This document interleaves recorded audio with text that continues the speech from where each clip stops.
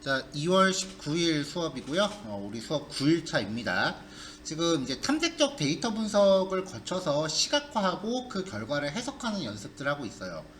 어제 좀 연습 문제들을 처음 풀어봤는데 아마 처음 겪는 문제 유형들이라서 좀 많이 힘들었을 거예요. 그래서 원래 오늘 이 첫 교시에 하려고 하는 이 데이터는요. 보통 이제 데이터 모아놓은 걸 데이터셋이라고 해요. 이 데이터셋은 원래 준비했던 거는 여러분들 어제 하셨던 연습 문제 맨 마지막 문제로 추가했던 건데요. 이게 다시 한번 보니까 앞반에서도 한번 해보니까 다들 손도 못 대더라고요, 이 문제는. 그래서 그냥 배포했었던 문제에서는 걷어내고 차라리 그냥 같이 한번 어떤 과정으로 진행되는지 보자라는 취지로 이제 준비를 한 거예요. 그래서 어제 한번 보셨겠지만 분석 코드 자체가 좀 절차를 보면서 그 이전 코드 결과를 확인한 다음에 다음 코드가 결정되기 때문에 단계별로 어떻게 바뀌어가는지를 좀 확인을 해볼게요. 이 데이터셋에 관련된 거는 그 ADSP라고 하는 데이터 분석가 자격증이 있어요. 그 자격증에서 기출 문제로 다루고 있는 데이터셋이에요.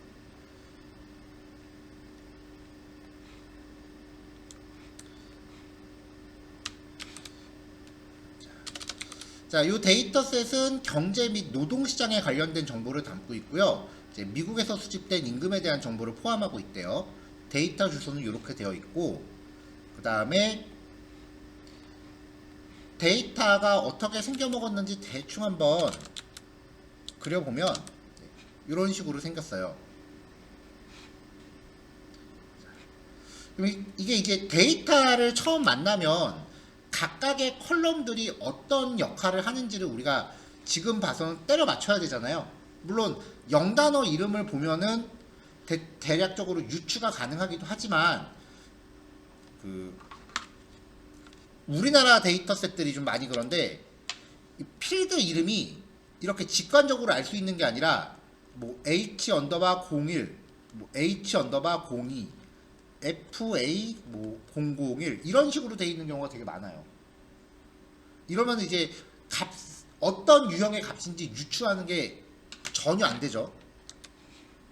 그래서 항상 데이터를 만나면은 각각의 컬럼이 어떤 의미를 하고 있는지를 꼭 같이 찾아보셔야 돼요.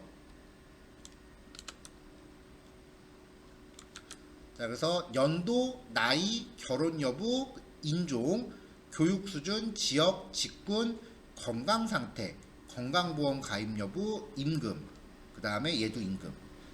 로그 값하고 그냥 임금 원데이터인 건데 로그 값을 취했다라고 하는 거는 임금의 격차가 커서 좀 단위를 맞추려고 했다라는 의미예요. 근데 뭐 아직까지 로그에 대해서는 크게 신경 안 써도 될 것 같아요. 자, 이걸 가지고 이제 처리를 할 건데 일단은 처음에 데이터 만나면은 우리한테 필요한 기본 준비. 이 기본 준비 작업은 저도 그냥 맨날 복사 붙여넣기 합니다. 자, 사용하고자 하는 패키지 참조해야겠죠.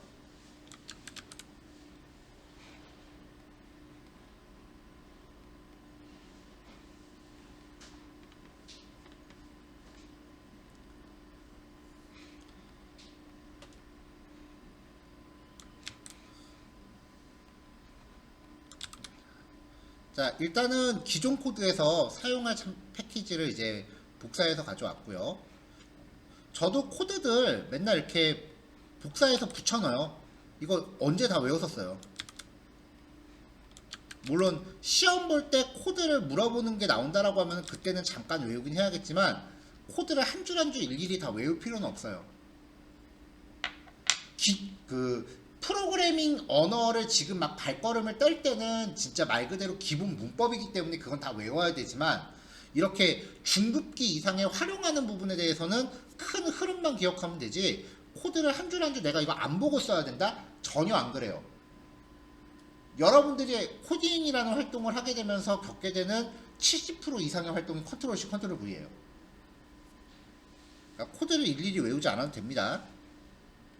자, 실행하고 실행하고,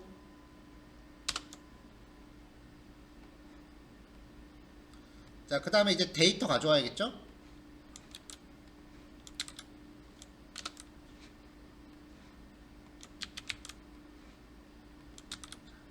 원본 데이터로 가져올게요. 주소는 아까 위에 적혀 있었으니까 그 주소를 사용을 하겠습니다.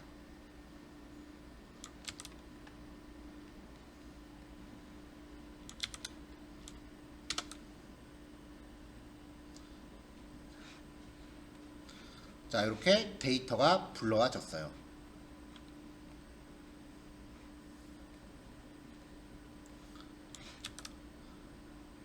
자, 이제 첫 번째 문제는요. 이 문제에서 제시했었던 첫 번째 거는 데이터 전처리 과정이었어요.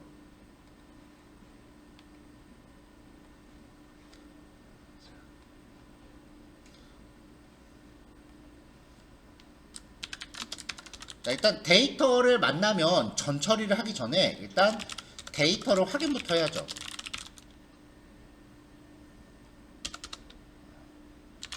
데이터 전처리 전에 데이터의 크기, 타입 등을 확인한 후 필요하다면 적절한 형태 타입 변환이 필요해요.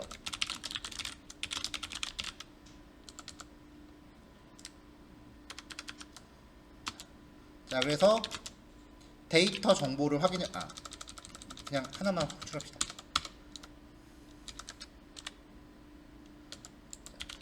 origin.info 요거 호출하면은 다 나오죠. 자, 얘는 레인지 인덱스가 3000이래요. 0부터 2999까지의 그 인덱스를 갖고 있는 거죠. 그러니까 총 3000건 데이터고 각각의 변수들이 이렇게 쪼르륵 출력이 되는데, 여기서 이제 명목형으로 처리해야 되는 게 보면은 결혼 여부, 인종, 교육 수준,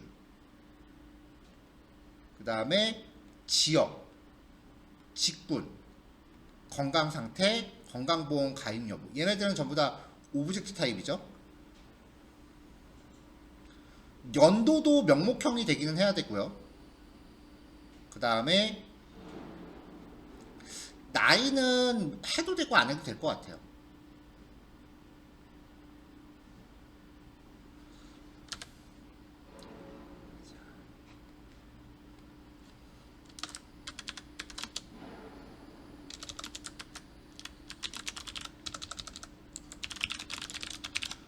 자, 일단은 데이터를 확인할 때 첫 번째는 데이터 타입을 확인한 거고요.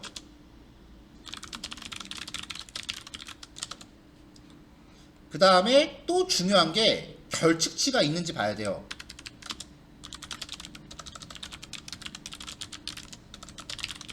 결측치가 있다면 그걸 어떻게 처리할지도 계획을 세워야 됩니다. 그래서 origin.isNA.sum 까지 호출하면은 결측치 나오죠. 다행히 결측치 하나도 없네요. 자, 그럼 이제 여기서는 데이터 전처리를 하기 위해서 명목형 변수 라벨링을 합니다. 이 라벨링이라는 게 뭐냐면은 변수값 자체가 지금 1, 2 이런 식으로 돼 있잖아요. 이렇게 값들이 문자열로 이렇게 어지럽게 있는 거를 0, 1, 2, 3 뭐 이런 식으로 바꾸는 걸 뜻해요.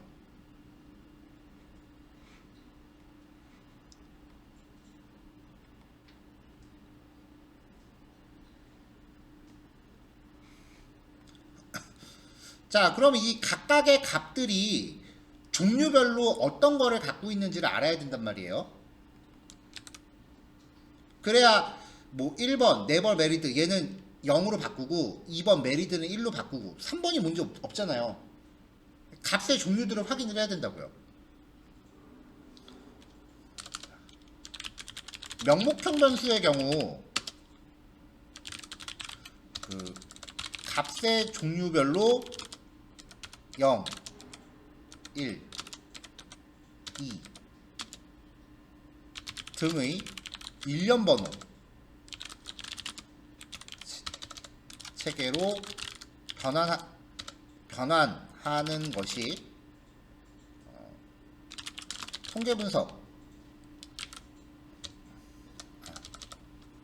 변환하는 처리가 수행되는데 이를 데이터 라벨링이라고 합니다. 라벨링의 그 목적은 사실 이건 머신러닝에서 쓰는 거니까 라벨링 굳이 하지 말까요? 네, 그 라벨링은 넘어갑시다. 명목형 변수 타입 변환. 네, 요것만 합시다. 벌써부터 머신러닝 준비할 필요는 없을 것 같아요.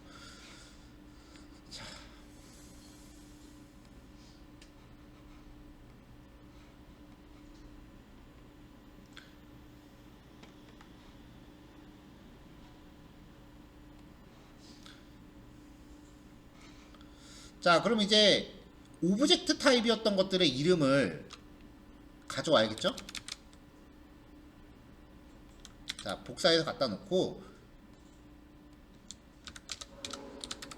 편집을 합시다.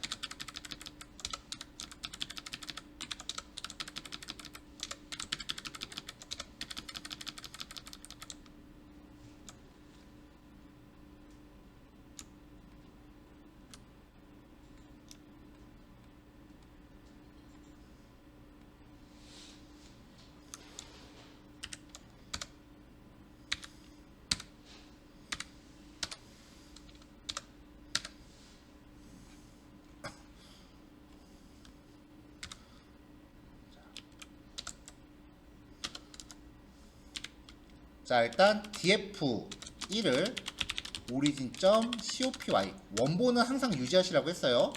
df1에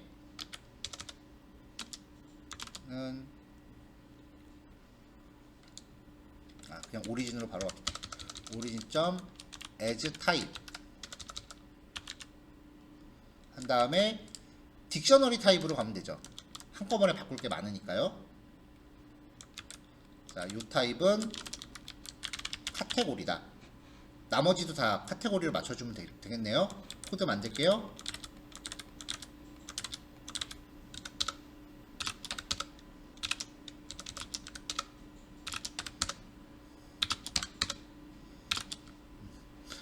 직접 코드 작성하는 과정을 보시면서 어떤 방법으로 코드 작성하는지 한번 보세요. 코드를 일일이 하나하나 다 타이핑 하는 거 아니에요.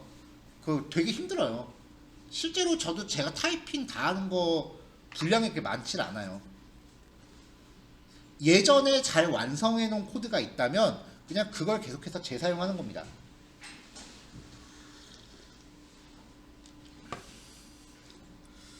자, 이렇게 해서 df1.info를 다시 확인해 보면은 이제 필요한 애들이 카테고리 타입으로 바뀌었죠.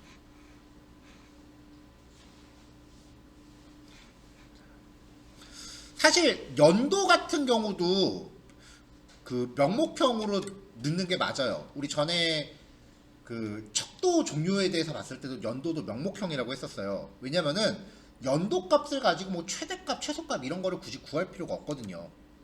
연도도 같이 넣읍시다.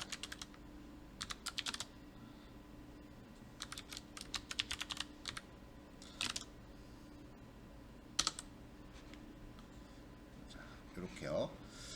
자, 그럼 이제 이걸 가지고 그 데이터를 확인해 볼 건데, 일단 수치형 변수에 대한 요약 통계.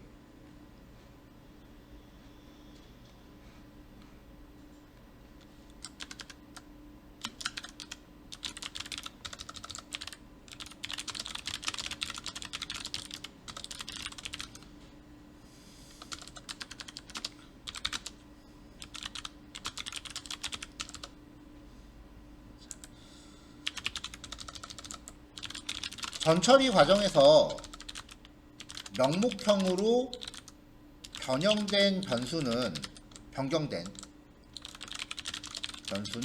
요약 통계량에서 자동으로 제외됩니다. 명목형 변수는 카테고리 타입이기 때문에 최대값, 최소값 이런 거 할 수가 없어요. 자, 그래서 df1. 디스크리브를 호출하면 이렇게 요약 통계량이 나오죠. 밑으로 보는 게 불편하면은 .t까지 해서 옆으로 볼 수도 있어요. 자, 카운트가 3000이라고 했으니까 이걸로 보면은 전체 조사 인원이 3000명이고요. 그 다음에 연령 같은 경우는 최소 18에서 최대 80까지니까 그 18세에서 80세까지이고 평균 연령은 42.4세네요. 자, 왜 얘가 이제 실제 임금이죠. 임금은 20에서 최대 318 사이고요. 평균은 111.7이에요. 여기에 대한 로그 변환값은 4.65래요. 근데 아직 우리가 로그를 뭐에 쓰는지 아직 배우질 않았어요. 로그를 사용하는 거는 회계 분석 정도 가야 나와요. 그러니까 지금 로그에 대해서는 크게 신경 쓰지 마시고요. 자, 연령에 대한 표준 편차는 11.5고요. 임금의 표준 편차는 11.7이에요. 임금에 대한 표준 편차가 꽤 크죠. 이러한 내용을 항상 이 표만 그냥 틱하고 넘어가시면 안 돼요. 이러한 내용을 항상 해석해서 뭐라도 기입을 해 놓으셔야 됩니다.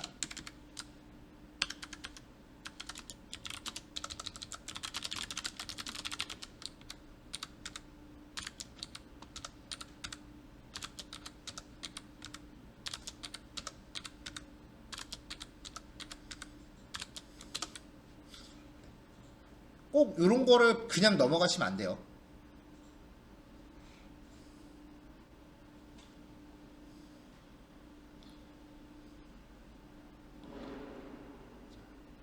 자, 요약 통계량을 좀 더 명확하게 보려면은 여기서 상자 그림도 같이 보면 좋죠.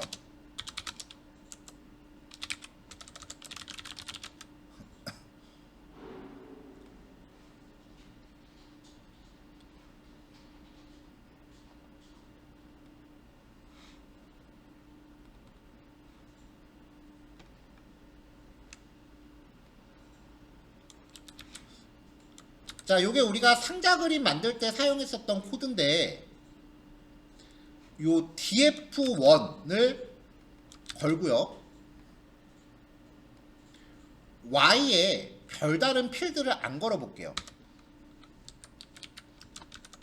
그럼 df1이라고 하는 애 자체가 갖고 있는 거, df1 자체가 갖고 있는 게 쪼르륵 되게 많잖아요. 얘한테 이제 df1을 걸면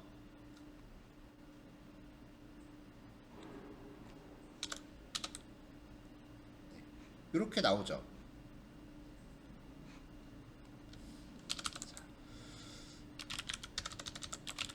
상자 그림의 데이터 프레임, 상자 그림의 위한 박스 플롯 함수에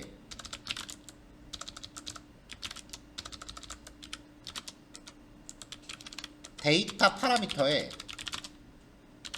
데이터 프레임을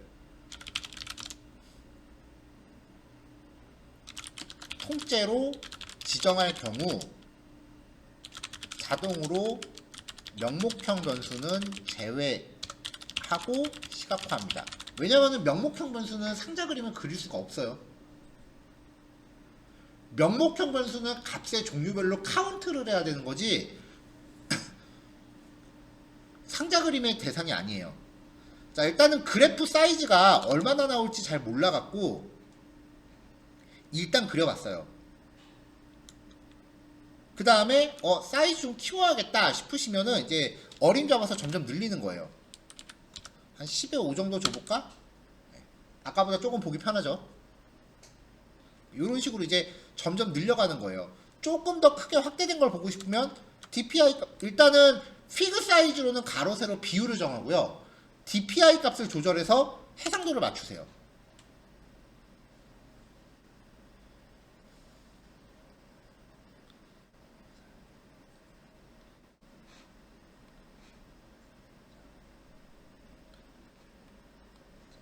일단 여기서는 한 번에 보이는 게 중요하니까 이렇게 지정을 할게요. 125 정도 할까요?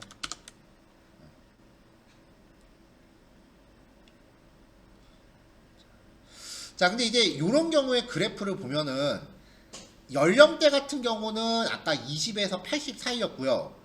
그 다음에 이 임금 같은 경우는 아까 110에서 300 몇인가 그 사이였거든요. 그러니까 데이터의 범위가 굉장히 많이 다르면 상자 그림을 한 번에 출력했을 때 눈으로 알아보기가 쉽지가 않아요. 왜냐면은 가장 범위가 큰 데이터를 기준으로 시각화를 하다 보면은 이런 식으로 쪼까난 애들은 찌그러져서 보이지가 않거든요. 그래서 상자 그림 그릴 때 주의하실 게 데이터 구간 차이가 심할 경우 하나의 그래프의 모든 컬럼을 동시에 모든 컬럼을 시각화하는 것은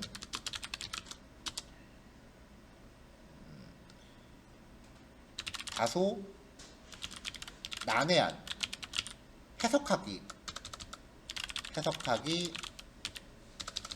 어려운 결과물을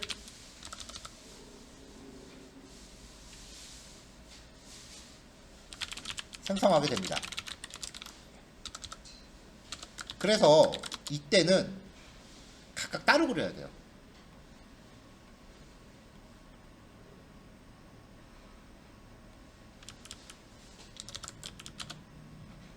그래서 이런 경우는 각각 개별적으로 그리는 것이 좋아요. 자, 그럼 여기서 이제 에이지, 로그 웨이그 이렇게 3개 필드잖아요. 이거를 상자 그림으로 각각 따로 그린다라고 하면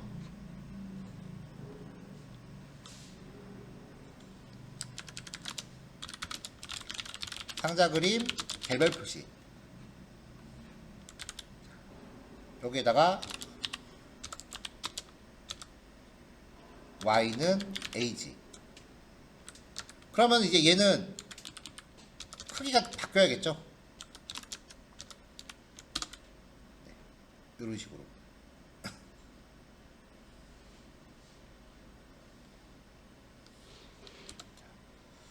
plt.title 한 다음에 여기도 ag라고 걸어주고요. 자, 어저께는 제가 요거를 복사해서 컬럼 이름만 바꾸면 된다 그랬어요.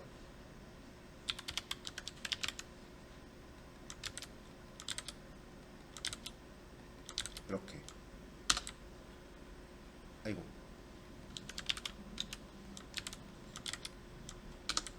자, 그러면 그래프 3개 나옵니다. 자, 밑으로 너무 길다 싶으면은 X로 표시해도 되겠죠? 대신에 가로 세로 비율은 바뀌어야겠죠. 7에 3 정도로 조금 늘려봅시다.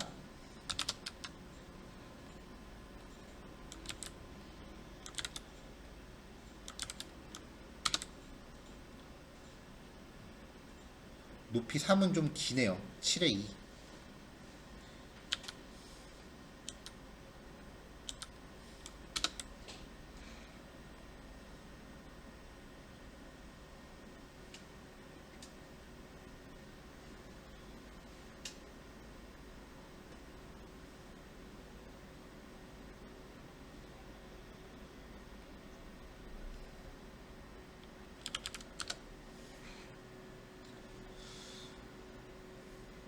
자, 어저께는 제가 이렇게 만드셔도 된다고 했어요. 근데 여기 보면은 똑같은 코드가 있는 상황에서 이 필드 이름만 바뀌잖아요.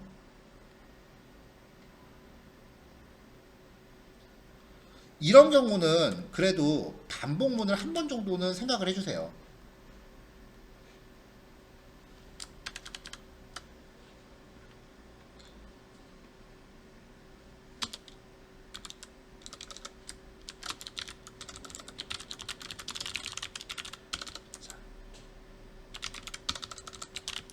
동일한 설정에서 컬럼 이름만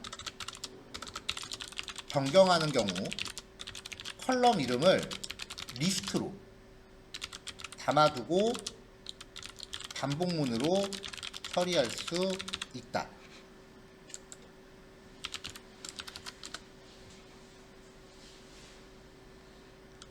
그래서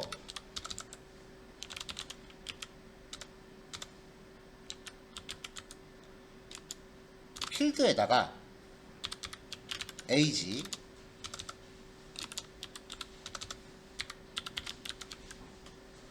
이렇게 그리고자 하는 거를 필드로 담고요.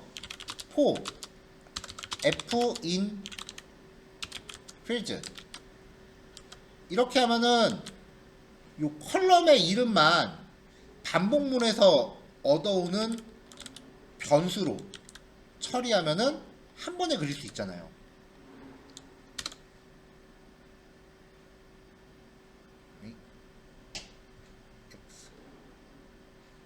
아, 여기 오타네요. 이렇게요. 이런 식의 연습을 조금 하시면 다른 사람들보다 그래도 좀 빠르게 진행할 수 있을 거예요. 자, 요 예제 아직 안 끝났어요. 이제 겨우 데이터 확인만 한 거예요. 근데 여기까지 한번 정리해 봅시다. 데이터 분포는 요게 마지막 예제니까 조금 천천히 할게요.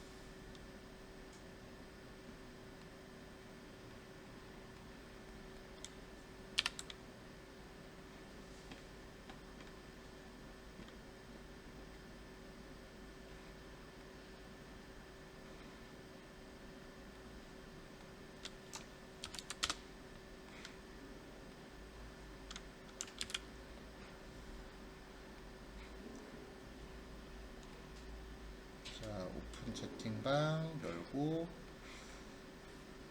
자, 지금 톡방에 파일 보냈으니까요. 요거 실습 진행하시고요. 10시 시간이 조금 부족하네요. 10시 40분에 봅시다. 요 파일에 다음 교시도 요 파일에 이어서 갈 거예요. 자, 다음 문제를 풀기 위해서 필요한 내용을 먼저 좀 정리할게요. 막대 그래프인데요. 막대 그래프의 유형은 그냥 기본 베이직인 바플롯이랑 카운트 플롯이라는 게 있어요. 막대 그래프의 용도는 그룹별 집계 결과예요. 그러니까 어떤 데이터들이 있으면은 보통 막대 그래프가 이렇게 생기죠.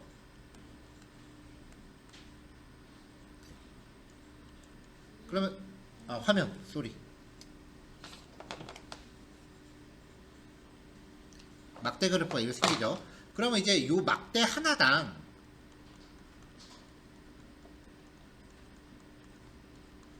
이 막대 하나당 모모별이라고 표현할 수 있어야 돼요. 학년별, 성별, 연도별, 월별, 계절별 뭐 이런 식으로요. 그럼 모모별이라고 하는 거는 그 그룹별로 n개 이상이라는 거죠. 그럼 이제 y축에 해당하는 이 지표는 카운트를 하거나 최대값을 찾거나 최소값을 찾거나 합계를 내거나 가장 편한 거는 평균이죠. 중앙값도 있고요. 이런 걸 표현해요.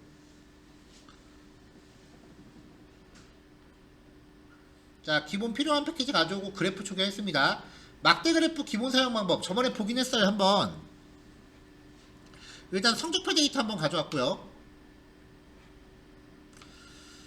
자, 첫 번째 유형 이 sb.바플롯 이라는 함수한테 x라는 파라미터를 잡아주고 y라는 파라미터를 잡아주는 거예요. 이때 x하고 y는 연속형 데이터 리스트나 시리즈 넘파이별. 이거는 1번 파일 그래프 기본 사용 방법에서 이미 봤었던 거기 때문에 얘는 여기서는 안 썼고요. 두 번째 유형 데이터에다가 데이터 프레임을 걸고요. X축에다가 컬럼 이름, Y축에다가 컬럼 이름을 겁니다. 내지는 X축에 인덱스를 걸 수 있어요. 예를 들면 origin.index 이런 식으로요. 그럼 이 데이터 프레임에서 X축을 이름으로 놓고 Y축을 이제 영어 점수로 놉니다.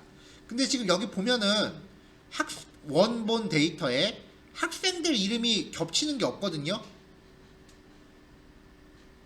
학생들 이름이 겹치는 게 없어요.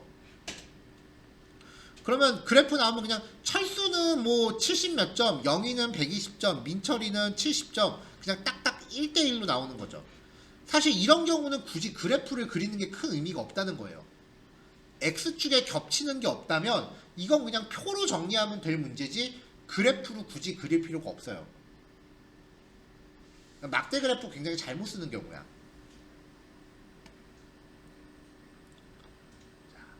그럼 막대 그래프의 가장 중요한 용도는 뭐냐? 집단별 평균을 시각화하는 거예요. X축에 지정된 값에 중복된 값이 있다면 얘가 알아서 Y축을 평균으로 만들어줘요.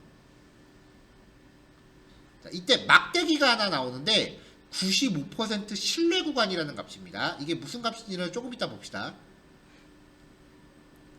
신뢰 구간에 대해서 다시 얘기할게요. 자, 일단은 원본 데이터를 가져옵니다.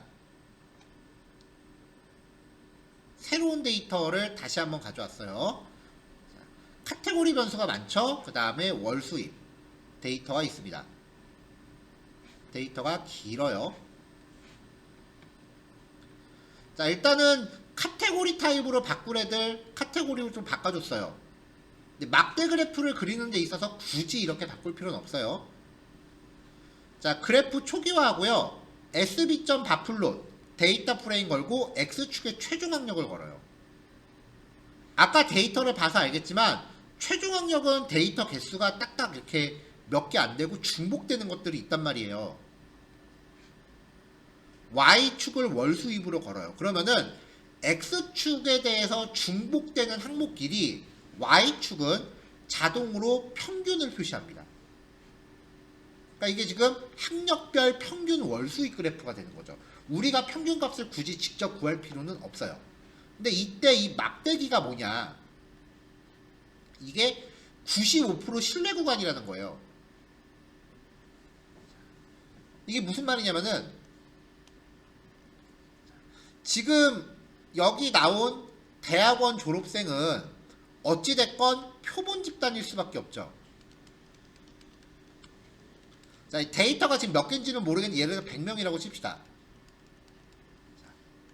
N명의 모집단이 있어요.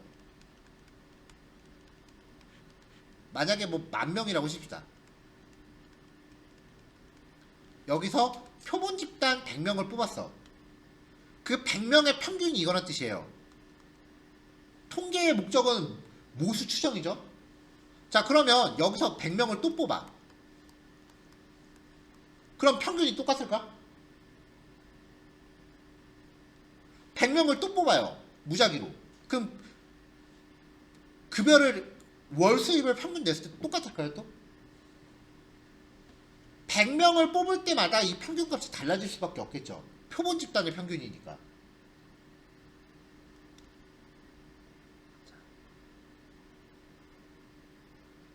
자, 이 신뢰 수준이라고 하는 거는 무작위로 이렇게 표본을 추출했을 때 약 95%의 확률로 요 사이 안에 들어갈 것이다 라는 값이에요. 그러니까 아무리 100명씩 많이 뽑아도 100명씩 100번을 뽑았다. 그러면 그 중에 95번은 평균이 이 사이야.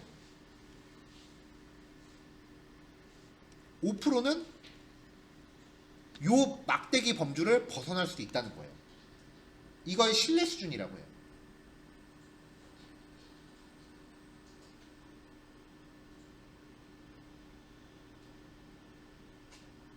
이 말이 코로나 때 그 백신 얘기하면서 뉴스에 되게 많이 나왔어요. 백신의 효능이 95% 신뢰 수준이라는 거는 100명 맞으면 5명은 부작용이 있을 수 있다는 거거든요. 실제로 부작용이 있다라는 분들이 심심치 않게 보고가 됐었죠. 그래서 신뢰 수준이라고 하는 건 100번 찍었을 때 몇 번 맞힐 수 있는가에 대한 비율이에요.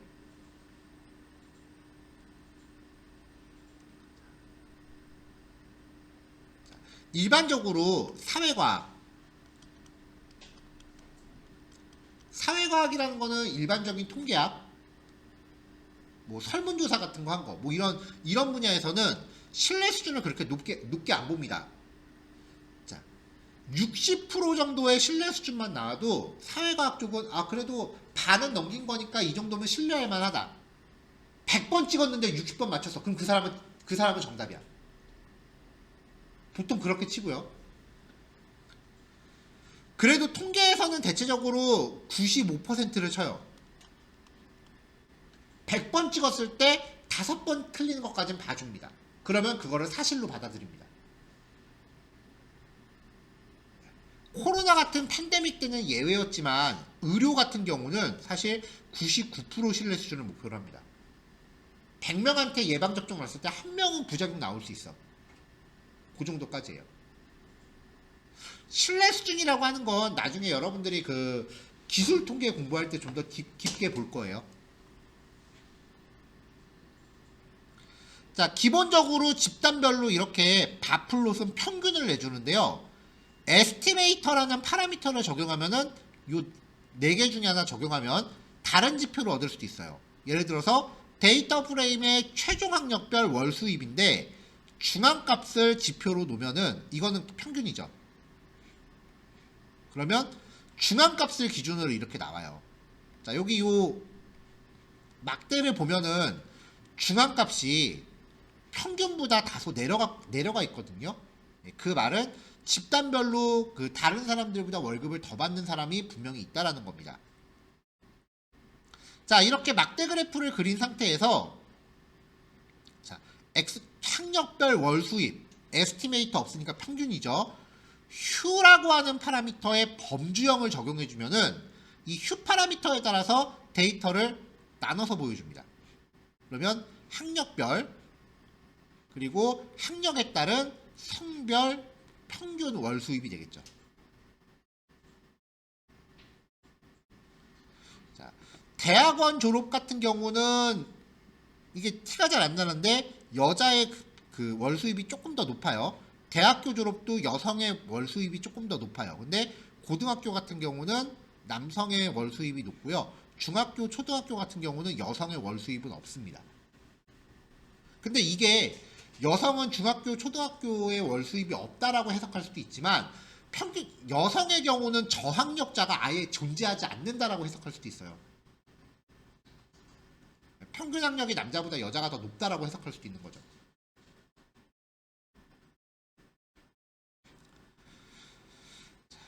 자, 그래프를 그릴 때 X축하고 Y축을 바꿔서 지정한 다음에 아까는 X가 최종 학력이었고 Y가 월 수입이었죠. X랑 Y를 바꿔서 지정하고 오리엔트를 H로 지정해주면 막대 그래프가 가로로 나옵니다.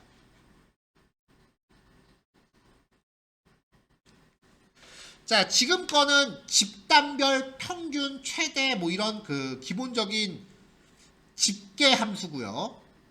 집단별로 데이터의 개수를 카운트하는 걸 빈도 막대 그래프라고 해요. C본에서는 카운트 플롯이라고 하는 함수를 제공해요. 얘는 되게 쉬워요. 데이터 프레임 걸고 X축만 지정해주면 돼요. 그럼 X축의 데이터에 대해서 카운트를 해서 Y축을 자동으로 구성을 해줍니다. 이렇게요. 대학교 졸업자가 월등히 많죠. 근데 대학원 되게 많네요. 범주에 따른 구분 추가, 휴 지정하면은 또 이렇게 나오죠. 학력별, 성별에 따른 데이터 수예요.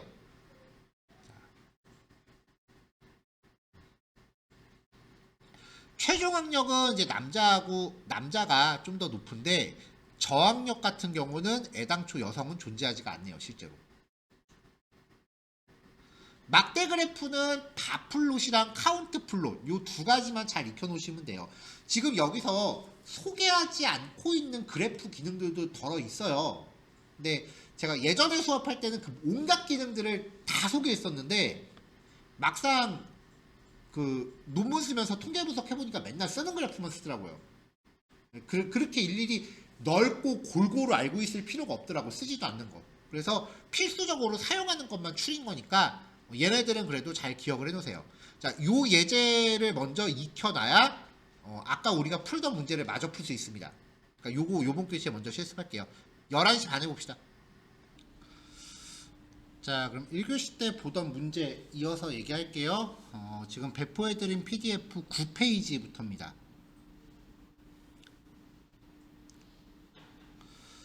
자, 명목형 변수의 데이터 분포를 확인해 볼게요.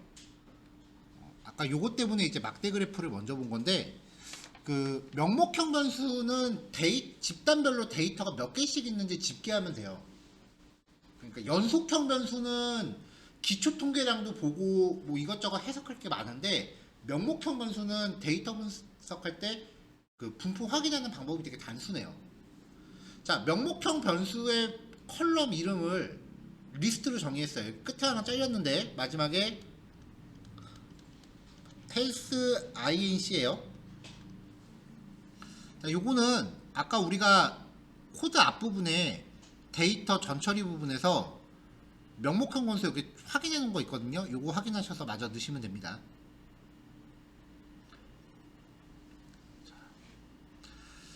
자, 리스트를 잡은 다음에 이거 일일이 코드 복사 붙여넣기 하기 힘들잖아요. 그러니까 리스트를 반복으로 걸어요. 그럼 F가 요거 하나하나가 되겠죠. 그러면 데이터 프레임 걸어주고 X축에다가 요 F를 걸면은 계속 반복하면서 요 이름만 바꿔가면서 그래프를 계속 그려주겠죠. 타이틀 F 걸고요. 요 정도만 반복만 걸어도 코드가 굉장히 줄어요.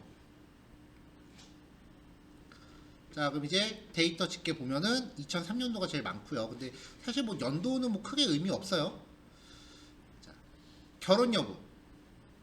결혼한 사람이 압도적으로 많죠. 그 다음에 인종. 백인이 얼뚱이 많네요. 교육 수준. 대체적으로 고학력자가 많고요. 자, 이건 조사 지역이거든요. 조사 지역이 지금 하나밖에 안 나왔잖아요. 한 지역에서만 조사했다라는 거고요. 자, 그 다음에 직업.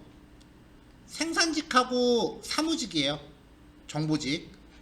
자, 생산직이 그래도 다소 많긴 한데 얼추 비슷해요.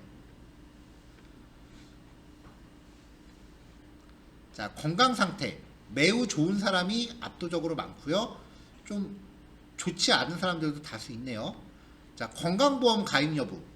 가입된 사람이 많고 가입 안 된 사람이 적고요. 자, 이거 해석하면 이제 기혼자가 그렇지 않은 사람보다 많다. 백인이 다른 인종보다 많다. 고등학교 졸업이 가장 많고 그 다음으로 많은 경우 대학교 중퇴, 대학원 졸업순이다. 일부 고등학교 미만 학력도 보이고요. 조사 지역은 중앙대서양 연안. 직구는 생산직과 사무직이 비슷한 비율이지만 생산직이 약간 더 많다. 건강 상태는 대부분 양호하고요. 건강보험은 대부분이 가입되어 있다. 자, 결혼 여부에 따른 임금 수준 비교입니다. 이건 실제로 ADSP 기출 문제예요. 문제가 어떤 식으로 나왔냐면은 보기에 일단은 문제에서 그래프를 먼저 제시를 해주고요. 이 그래프에 대한 해석으로 잘못된 것은 이라고 해서 보기 중에서 고르는 문제였어요. 일단 우리는 그래프 직접 그려봐야죠. 자, 처음 소개하는 코드인데 값의 종류를 확인하는 기능입니다. 데이터 프레임 컬럼에서 유니크라는 함수를 호출하면은 명목형 변수예요. 명목형 변수니까 값이 여러 개 있을 거 아니에요. 결혼했다 안 했다 뭐 이런 식으로. 그러면 값의 종류만 확인을 해줘요. 이걸 리스트로 바꾼 다음에 순서대로 정렬했어요. 자, 이거를 이제 히스토그램으로 그릴 건데 히스토그램의 구간수를 13개로 잡은 이유는 그 기출문제에서도 구간수가 13개였기 때문에 거기에 맞춘 겁니다. 이걸 반복을 걸고요. 데이터를 결혼 수준을 일단 요 값의 종류별로 필터링을 걸어요. 이게 m이잖아요. 자, 쿼리에서 요 m 외부 변수 가져올 땐 골뱅이 붙여야 된다 그랬죠? 그럼 데이터가 종류별로 필터링이 될 거 아니에요. 이렇게 얻어온 데이터를 가지고 임금 수준을 히스토그램으로 그립니다. 자, 구간수는 13개 맞춰줬고요. 그러면 이 값의 종류별로 히스토그램이 총 5개가 나오겠죠. 문제에서 실제로 이렇게 히스토그램을 5개를 제시해주고 이거를 해석하는 문제였어요. 자, 한번 볼까? 아이고. 한번 볼까요?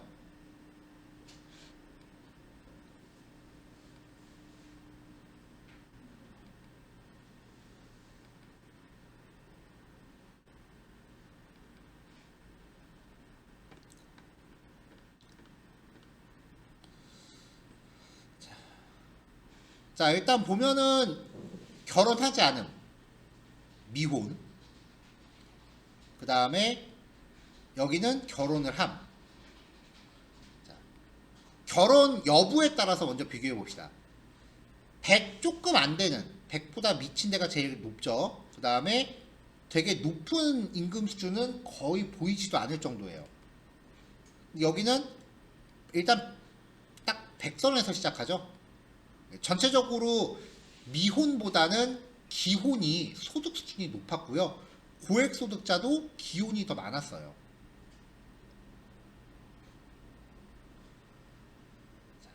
자, 요거는 이제 미망인을 뜻해요. 미망인 같은 경우는 소득 수준이 그래도 좀 전체적으로 퍼져 있긴 한데 높은 쪽도 퍼지죠. 그러니까 결혼을 아예 안 한 사람보다는 했거나 아니면은 한 후에 배우자가 사망한 경우가 소득 수준이 더 높아요.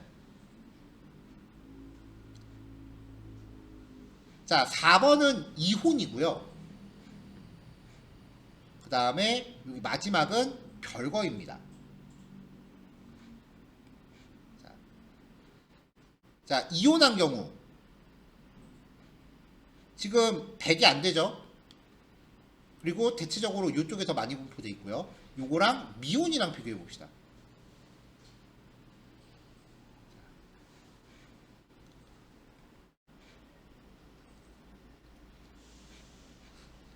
가장 많이 있는 거를 기준으로 보면은 지금 미혼이 이쪽이긴 한데 가장 높은 지점을 기준으로 잘라보세요. 요쪽의 데이터 면적하고 요쪽의 데이터 면적으로 보면은 얘가 좀 더 얘가 좀 더 많거든요. 그렇다라는 게 뭐냐면은 평균 봤을 때 평균이 이쪽보다 낫다는 뜻이에요.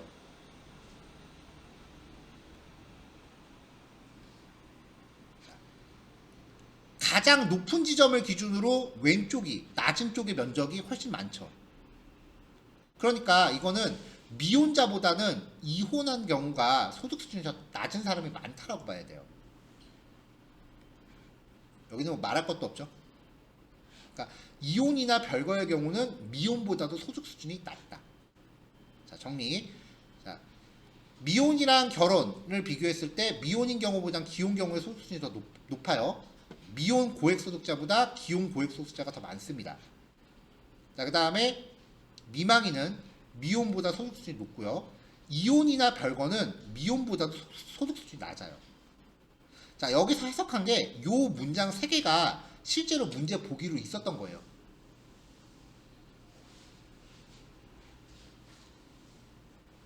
나머지 하나가 그러면 잘못된 내용이어서 그게 답이었어요. 물론 그 현재도 계속 이 문제가 나온다라는 보장은 없습니다.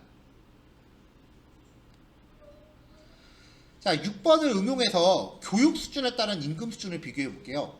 자, 교육 수준 값을 뽑아서 리스트를 만든 다음에 정렬을 했고요. 이걸 마찬가지로 13개 구간으로 돌려서 히스토그램을 똑같이 그려봤습니다. 임금 수준. 자, 그러면은 그래프가 이렇게 나오죠. 자, 일단은 고등학교 이하 최고점이 80보다 낮아요. 고등학교 졸업 최고점이 그래도 위에보다는 좀 높네요. 자, 썸 컬리지 그래도 대학 조금 다녀본 사람 조금 더 높죠. 최고점이 100이니까. 그 다음에 대학교 졸업 100을 넘어갔어요. 최고점이. 이거는 훨씬 더 고학력자들 훨씬 더 많이 분포돼 있죠. 이걸로 알 수 있는 사실은 간단해요. 교육 수준이 높을수록 소득 수준도 높다.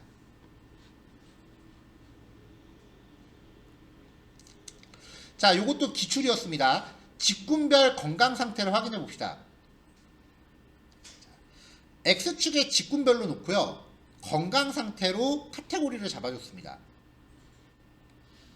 자, 그러면 생산직, 사무직이 나오죠. 대체적으로 건강 좋은 사람들이 많은데 생산직 쪽에서 건강이 안 좋은 사람이 조금 더 많아요. 그렇죠? 그래서 이 문제는 알 수 있는 사실로 올바른 것은을 고르는 문제였어요. 자, 어제하고 오늘하고 해서 이제 탐색적 데이터 분석을 여러분들이 이제 학교 수업에서 만났을 때 어떤 식으로 이제 문제를 접하게 될지를 문제 유형들을 소개해 드려 봤어요. 요런 거 중점으로 이제 연습을 하시면은 그래도 학교 수업 하시면서 아직 우리는 뭐 취업에 대한 얘기 할 때는 아니잖아요.